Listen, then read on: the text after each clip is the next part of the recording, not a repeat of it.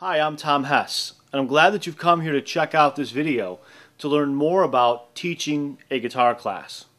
Now, the first thing that you probably are concerned about in terms of teaching the class is what do you do when you have students who are learning and progressing at different rates, or who may already have different skill sets or know different things about music or guitar or whatever.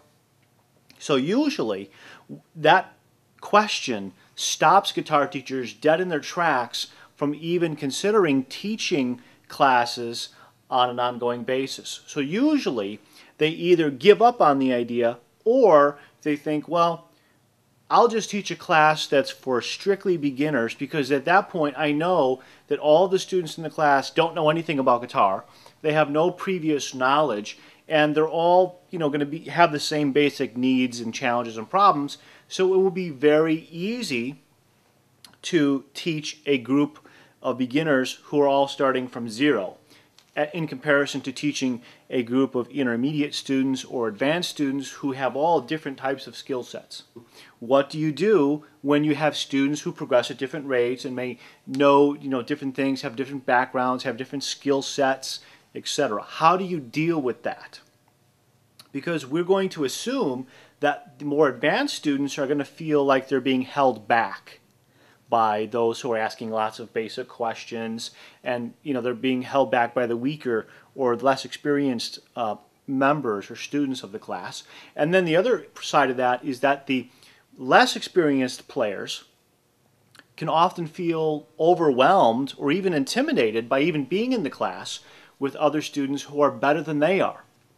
And then, your challenge in terms of teaching is, how do you deal with all their individual questions? What do you do when this person asks a question that's not relevant to that person, and this person is struggling with this concept which is not relevant to what someone else is suffering from or struggling with? So how do you manage all that while you're in the classroom? Well, there's a lot of different ways to do this, and there are many different types of strategies and effective processes that you can set into place to make these classes run very smoothly and give a lot of value and benefit for your students, and make a whole ton of money in the process for you. But right now, today, I'm going to focus on one of those many different things that you can do in order to hold the classes together and make sure that you can avoid some of these problems that we're talking about. Okay, so the first thing I'm going to suggest is that you view the students that you have in different skill sets and different categories. What you want to do is assign them essentially the same core assignments. You're going to give them the same basic materials of whatever it is that you're working on, whether it's some technical things or music theory things or songs or whatever. They're all going to work on the same general idea. But what you're going to do is you're going to make a stripped down version, an easier version, a more simplistic version for those people in the class who are not very experienced or who are progressing slower. Okay? And then for the more advanced students, those who are progressing more rapidly, what I want you to do is add additional layers of complexity for them. Give them an additional assignment on top of it. You either add additional layers for them to do or think about or implement, or you restrict them by giving them a specific restriction that they have to play with. Okay, so let me give you an example of what that looks like when I say give them a restriction. For many years, I used to teach a couple of very large guitar improvisation classes. And in those classes, there was a whole range of students at various skill levels. I had some very advanced students, and I had some intermediate students, and everyone in between in that class. Now, one particular example of an assignment might be that everyone's going to have a chance to improvise, but when we get to the advanced students and it comes time for them to improvise, I might give them a restriction like, for example, you can only play steady eighth notes. You can't play any 16th notes, no triplets, you can't pause, you can't stop, you can't play a quarter note, a half note, you can't hold anything out. You have to play and improvise a steady stream of eighth notes. Now you might think, well, that's not really hard, especially for an advanced player to play eighth notes. But you'll find out really fast that it actually is very hard, because when you play nothing but straight eighth notes, it becomes increasingly difficult to come up with good melodies and good melodic phrases that we can hear as a starting point and an ending point when we're dealing with a set rhythm that never changes. So that's one example of an assignment that I would give to more advanced players in a class like improvising. Okay, here's another example from another type of class that I would teach. And that might be that we might be working on a song together. A cover song or an original song that the class makes, doesn't really matter.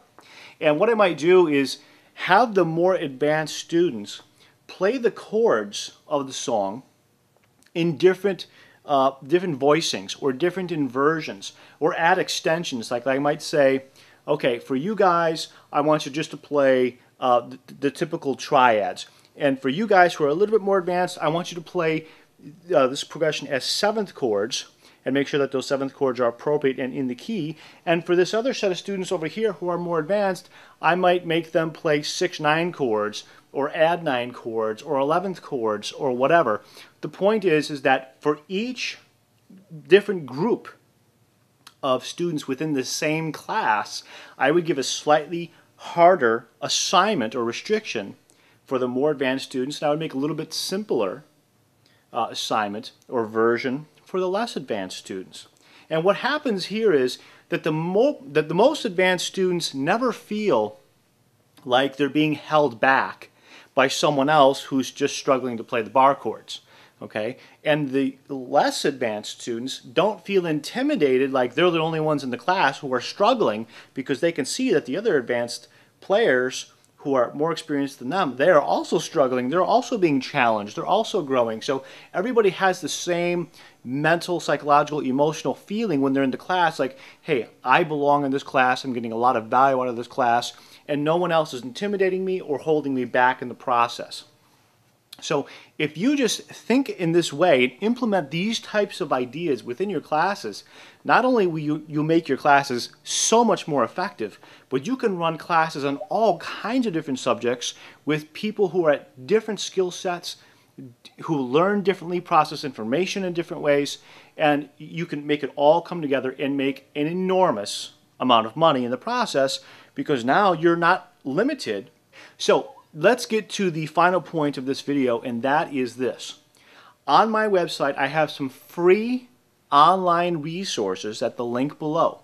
I'm going to encourage you to come to my site. I'm not selling anything to you. These are free resources, such as free self-assessments. There's a great video, about a 23 minute video on my website, which I'm going to give you access to as well for free. And it's going to go into some great detail about classes specifically, and about some of the benefits and features and ways that you can effectively include classes into your whole teaching model and make a whole lot more money. And I go into some pretty good detail there. Now, on these self-assessments that you're going to see at the link below, I'm going to ask you some very specific questions, okay? And then once you answer those questions, I'm going to give you some very specific feedback on how you answered each question.